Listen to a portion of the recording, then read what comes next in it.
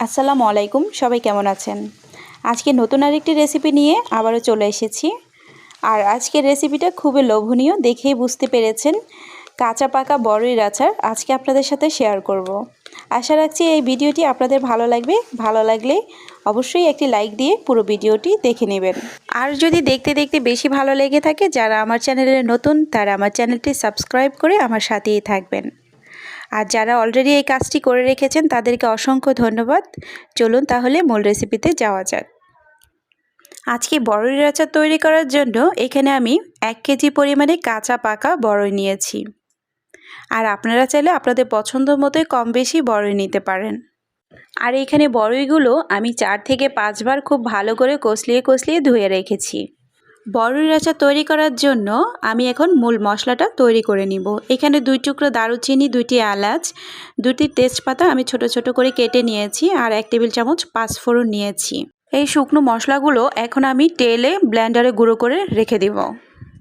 কাঁচা পাকা বড়ইয়ের আচার তৈরি করার জন্য আমি এখন নিয়ে নিয়েছি হাফ কাপ পরিমাণে সরিষার তেল, আর দিয়ে দিচ্ছি 1 চা চামচ পরিমাণে রসুন বাটা।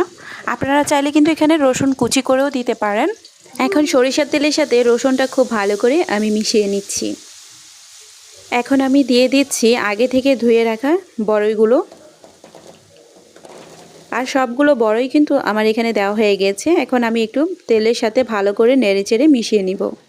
আমার প্রিয় আপু ভাইয়াদের কাছে বলছি, আমি এই ভয়েসটা দিনের বেলা দেওয়াতেই কিছুটা বাহিরে সাউন্ড আসছে। আশা রাখছি আপনারা ক্ষমা দৃষ্টিতেই দেখবেন। এখন আমি দিয়ে দিচ্ছি 1 টেবিল চামচ পরিমাণে লবণ, আর দিয়ে দিচ্ছি 1 কাপ পরিমাণে চিনি। আপনারা চাইলে কম বেশি করে চিনিটা দিতে পারেন। আর এখন চিনির সাথে খুব ভালো করে আবারও আমি বড়ইগুলো মিশিয়ে নিচ্ছি।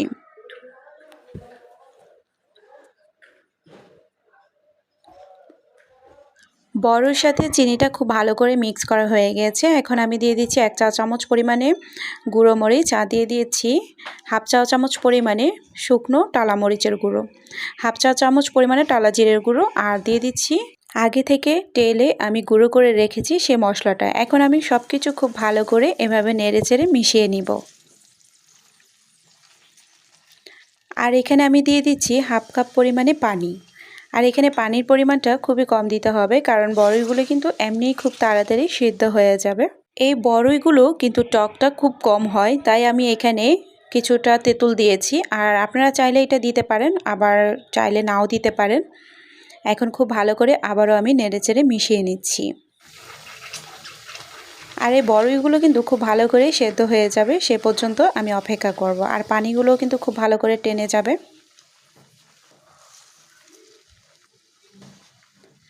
আর এভাবেই কিন্তু অনবরত নেড়েচেড়ে মিশিয়ে নিতে হবে। আর আচারটা যখন প্রায় তৈরি হয়ে আসবে, কালারটাও কিন্তু ধীরে ধীরে চেঞ্জ হতে থাকবে।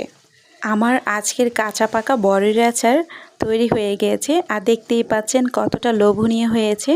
আপনাদের কাছে আমি একটি রিকোয়েস্ট করব, যারা এভাবে কখনো বড়ইয়ের আচার তৈরি করে খাননি, একবার হলো ট্রাই করে দেখতে পারেন।